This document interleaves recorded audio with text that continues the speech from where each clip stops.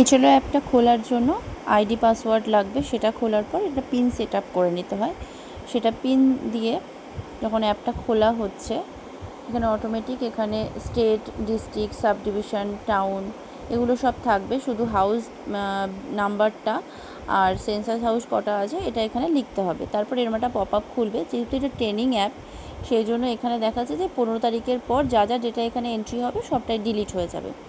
এরপর এই 6টা যে অপশানে কাজ করতে হবে সেই পেজটা খুলবে। আজকে প্রথম অপশান নিউ হাউস লিস্ট এন্ট্রির অপশানটায় কাজ হবে। এটা ওপেন করার পরে এখান থেকে মেনলি যেভাবে লাইন নাম্বার থাকছে এটা অটোমেটিক্যালি চলে আসবে। এখানে দিতে হবে প্রথম বিল্ডিং নাম্বারটা।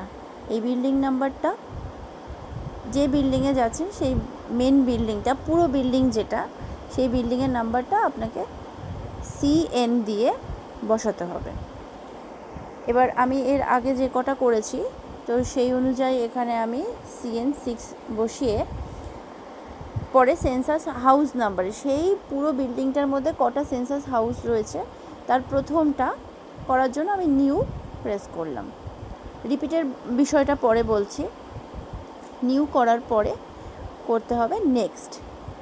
এবার আবার আসবে AC রেফারেন্স, যে সেলফ এনুমারেশন ফর্ম যদি ফিল আপ করে থাকে তাহলে ইয়েস, না হলে নো করতে হবে। তারপর পরপর এখানে আসবে যে তার অপশানগুলো, যে তার বাড়ির দেয়াল কী দিয়ে তৈরি সেই অপশানগুলো এখানে সিলেক্ট করতে হবে। তার বাড়ির ছাদ কী দিয়ে তৈরি, যেই বাড়িটা ভিজিট করছেন সেই বাড়ির দেখে নেক্সট করে করে সব এখানে পরপর আসবে কোয়েশ্চেনগুলো। 7 নম্বরে যেরকম রয়েছে যে এটা রেসিডেন্সিয়াল কিনা, বা আরও অপশানগুলো রয়েছে যেটা কি পারপাসে ব্যবহার হচ্ছে, তো সেগুলো এখানে সিলেক্ট করতে হবে। এবারে 9 নম্বর যেটা রয়েছে হাউস হোল্ড নাম্বার, এটা হচ্ছে যে কত সংখ্যক পরিবার চলছে, এটাও কিন্তু অটোমেটিক্যালি চলে আসবে। এখানেও কোনো ম্যানুয়ালি কোনো নাম্বার পুট করতে হচ্ছে না। সাপোজ এর আগে যদি কোনো বাড়ি করে থাকে তো সেখানে পরিবার ছিল 1, 2, তো নতুন যে বাড়িতে সেখানে 3 নম্বর হবে, অটোমেটিক্যালি এটা 3 নম্বর চলে আসবে। এখানে কোনো নিজে থেকে কিচ্ছু লিখতে হবে না। নেক্সট এখানে যে সেই পরিবারে কতজন মেম্বার রয়েছে সেটা এখানে দেখে নিয়ে লিখতে হবে।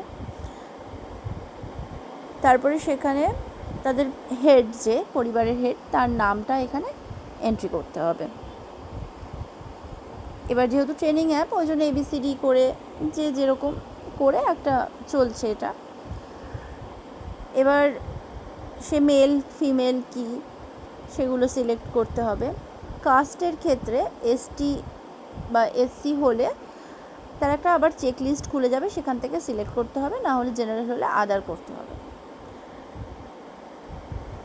এবার বাড়িটা তাদের কীরকম, নিজের বাড়ি নাকি সেখানে ভাড়া থাকছে, অন্য জায়গায় তাদের বাড়ি আছে, নাকি তারা ওখানে ভাড়া থাকছে, কোনো বাড়ি নেই, সেরকম এখানে সিলেক্ট করতে হবে।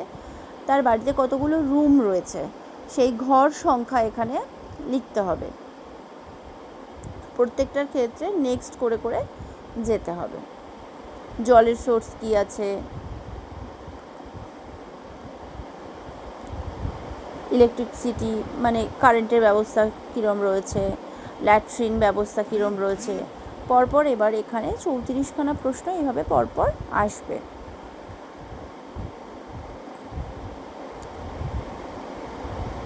ড্রেনেজ ব্যবস্থাটা কীরকম সেটা এখানে বলতে হবে।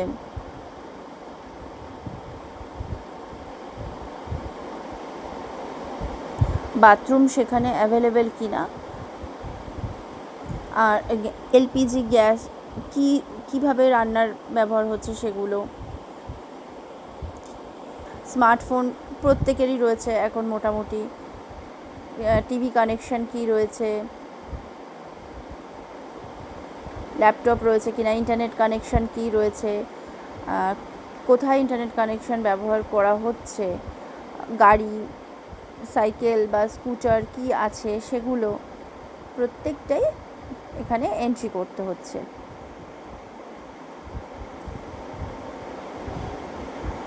কী ধরনের শস্য তারা খাচ্ছে, খাদ্যশস্য, সেটা লিখতে হচ্ছে। লাস্টে আসছে মোবাইল নাম্বার।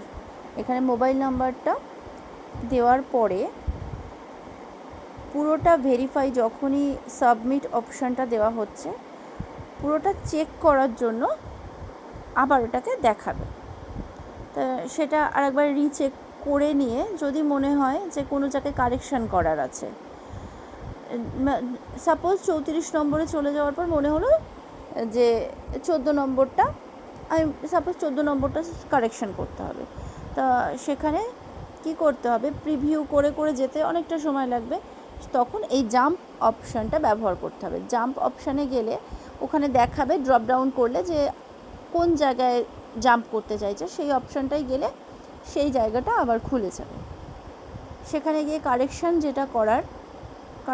করার পরে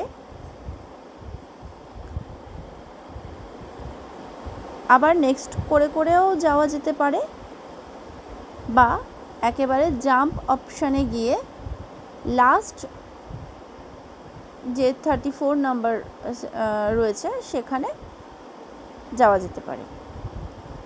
তাহলে কি হলো, পরপর না গিয়ে একেবারে জাম্প করে লাস্ট অপশানটায় গিয়ে সাবমিট করলে কনফার্ম একটা আসবে, যে কনফার্ম না করা পর্যন্ত সাবমিট হবে না।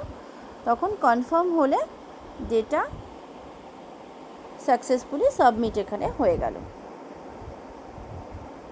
এবার পরবর্তীতে আবার লাইন নাম্বারটা অটোমেটিক্যালি চলে এলো 005।